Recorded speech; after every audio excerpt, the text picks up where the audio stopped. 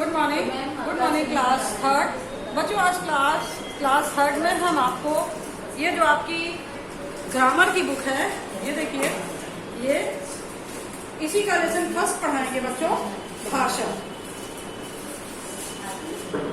ये ठीक है, इसी का लेसन फर्स्ट पढ़ाएंगे, भाषा।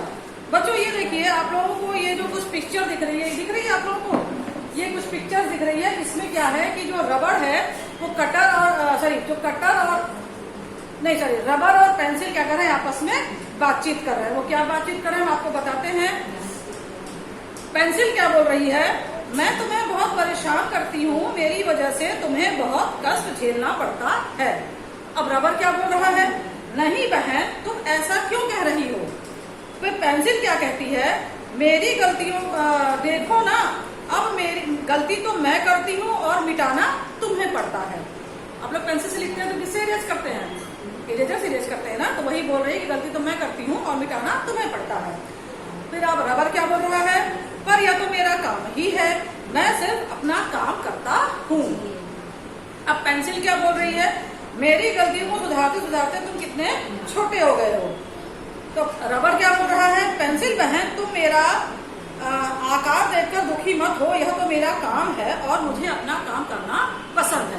बच्चों आप ये जो आपस में बातचीत हो रही है, इससे आप लोग क्या समझ रहे हैं, इससे आप लोग ये समझ रहे हैं कि पेंसिल रबर को इस प्रकार इस संवाद की, मतलब पेंसिल रबर क्या कर रहे हैं, आपस में बातचीत कर रहे हैं। समझ में आया, क्या कर रहे हैं बच्चों, बातचीत कर रहे हैं। ठीक है, अब कैसे क्या मतलब बातचीत करके क्या कर रहे हैं, अपने मन की बात एक दूसरे तक पहुंचा रहे हैं। समझ आया, जब हम बात करते हैं दूसरे से तो क्या करते हैं, अपने मन की बात ही तो एक दूसरे से तक पहुंचाते हैं। तो ये अपनी जो है, और ये किस तरीके से अपनी बात को पहुंचा रहे हैं, भाषा के द्वारा। मतलब भाषा के द्वारा ये दोनों अपनी बात एक दूसरे तक क्या कर रहे हैं, पहुंचा रहे हैं। ठीक है बच्चों, इस तरह आपने देखा होगा कि बहुत छोटे छोटे जो बच्चे होते हैं जिन्हें बोलना नहीं आता है, वो अपनी बात कैसे फैलाते हैं, कैसे समझाते हैं अपनी मम्मी को कि मुझे ये चीज की जरूरत है। वो क्या करते हैं, भूख लगती है तो वो क्या करते हैं, रोने लगते हैं। नींद आती है तो क्या करते हैं, वो लोग रोने लगते हैं। तो लोग समझ जाते हैं या उसको भूख लगी है या तो उसको नींद आ रही है। तो किसी न किसी माध्यम से छोटे बच्चे भी जो होते हैं वो अपनी भाषा एक दूसरों तक पहुंचाते हैं। इसी तरह पशु पक्षी भी हैं बच्चों, वो भी कैसे पहुंचाते हैं अपनी मन की बात, भाषा के द्वारा। वो अपनी भाषा में बात करते हैं। जैसे आप लोगों ने अलग अलग जानवरों की अलग अलग बोली सुनी होगी, चिड़िया चीची करती है, गाय भैंस रभाती है, शेर दहाड़ता है। तो इस तरह क्या करते हैं, वो लोग भी अपनी भाषा, अपने मन की बात एक दूसरे तक पहुंचाते हैं। वो उनकी अपनी भाषा होती है जो भी समझ में नहीं आती है। चलिए बच्चों, हम आपको बताते हैं कि भाषा जो है वो क्या होती है, भाषा की डिफिनीशन क्या होती है। मन की बात दूसरों तक पहुंचाने और दूसरों की बात को समझने का साधन भाषा कहलाता है। मतलब अपनी बात दूसरों तक पहुंचाने और दूसरों की बात को जो हम समझते हैं, वही क्या कहलाता है बच्चों, भाषा कहलाता है। ठीक है, भाषा कितने प्रकार की होती है, भाषा बच्चों 2 प्रकार की होती है। कौन कौन सी होती है, मौखिक भाषा और लिखित भाषा। ठीक है, मौखिक भाषा क्या होती है बच्चों, जब हम बोलकर अपने विचार प्रकट करते हैं तो वो क्या होती है, मौखिक भाषा होती है। जैसे अभी हम आपको पढ़ा रहे हैं, तो ये हम कैसे पढ़ा रहे हैं, अभी हम बोल के आपको पढ़ा रहे हैं ना, ये कौन सी भाषा है बच्चों, ये मौखिक भाषा है, क्योंकि हम आपसे बोल रहे हैं। ठीक है, तो इसकी डिफिनीशन यही है, फिर से सुनिए, कि जब हम बोलकर अपनी बात दूसरों तक पहुंचाते हैं तो वो क्या होती है, हमारी मौखिक भाषा होती है।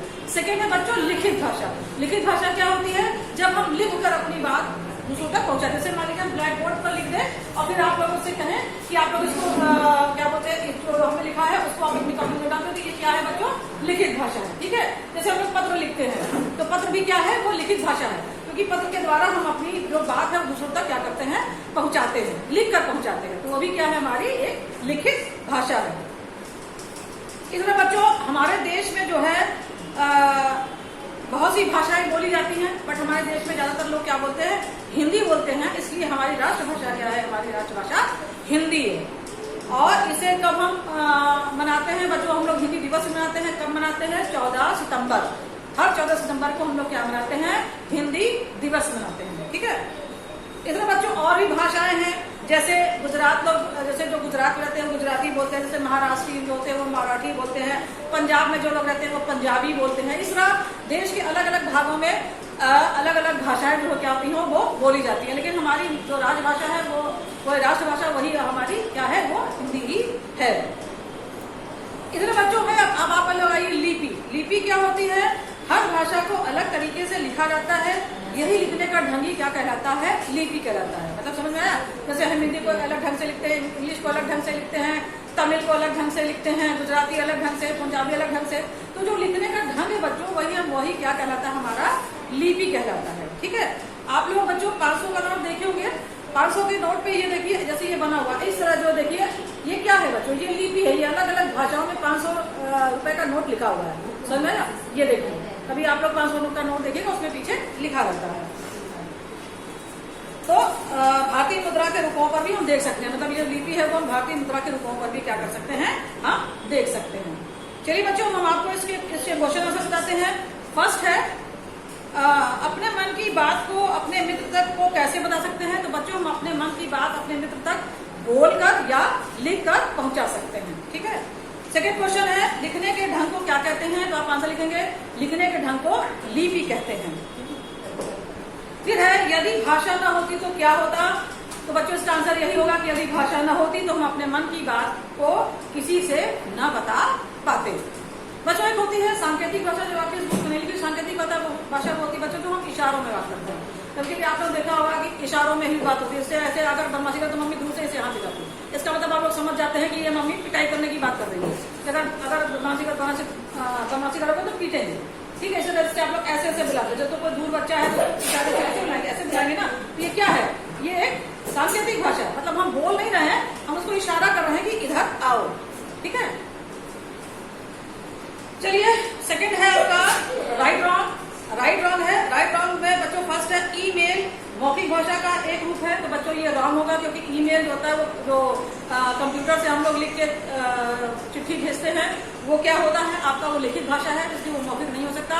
इसलिए क्या होगा आपका, ये फर्स्ट वाला रॉन्ग होगा। सेकेंड है भाषा के लिखित रूप को लिपि कहते हैं। तो बच्चों ये आपका राइट होगा। थर्ड है अंग्रेजी भाषा की लिपि रोमन है, ये भी आपका क्या होगा, राइट होगा। केरल में तमिल भाषा बोली जाती है, ये आपका रॉन्ग होगा। केरल में मलयालम बोली जाती है, ना कि तमिल बोली जाती है। फिर है लास्ट आपका भाषा दो प्रकार की होती है, ये आपका क्या होगा, राइट होगा।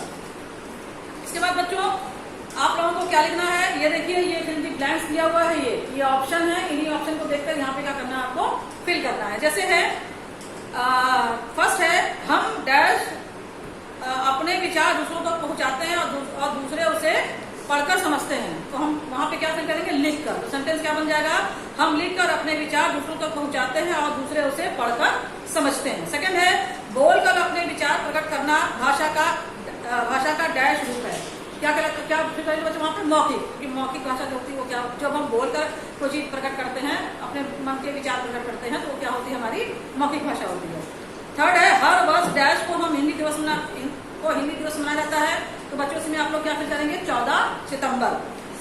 फिर है आपका फोर्थ भाषा को लिखने का ढंग डैश कहलाता है, वहां पे फिल करेंगे आप लोग लिपि। फिर बच्चों लास्ट है मराठी भाषा की लिपि क्या है, वहां पे फिल करेंगे आप लोग देवनागरी। ठीक है बच्चों, ये देखिए जैसे ये ड्रेस पहने हैं बच्चों, ये आप लोगों को पिक्चर दिख रही है, इसमें देखिए कुछ जो है पिक्चर्स बनी, उसमें लोग अलग अलग जगहों की ड्रेस पहने। इसमें आपको देखना है फिर यहाँ पे नीचे लिखना है कि ये कौन से देश की क्या बोलते हैं ड्रेस, प्रदेश की ड्रेस है और उस प्रदेश की भाषा क्या है। तो जैसे फर्स्ट में आपका देखिए ये बच्चों कर्नाटक का है, तो यहाँ पे कर्नाटक लिखेंगे और नीचे क्या लिखेंगे, कन्नड़। कर्नाटक में कन्नड़ भाषा बोली जाती है। सेकंड है बच्चों, ये देखिए ये कश्मीर है, कश्मीरी है, तो आप यहाँ पे क्या लिखेंगे, कश्मीर, और भाषा क्या लिखेंगे, कश्मीरी। फिर थर्ड है बच्चों, ये देखिए ये राजस्थानी वेश है, तो इसमें आप क्या लिखेंगे, राजस्थान, और भाषा में क्या लिखेंगे, राजस्थानी। इस तरह बच्चों चित्र में व्यक्तियों की पोशाक देकर उनकी मातृभाषा लिखी। अब देखिए ये यहाँ पे आप क्या लिखना है, इनकी मातृभाषा लिखनी है। ठीक है, जैसे ये देखिए फर्स्ट आपका क्या है, गुजराती है, तो यहाँ पे आप गुजराती, गुजरात में क्या बोली जाती है, गुजराती बोली जाती है, इनकी मातृभाषा क्या होगी, गुजराती हुई। फिर आपका सेकंड है बच्चों, ये देखिए ये जापान में ऐसी ड्रेस पहनी जाती है, तो ये आपका क्या होगा, जापानी। जापान में क्या बोली जाती है, जापानी भाषा बोली जाती है।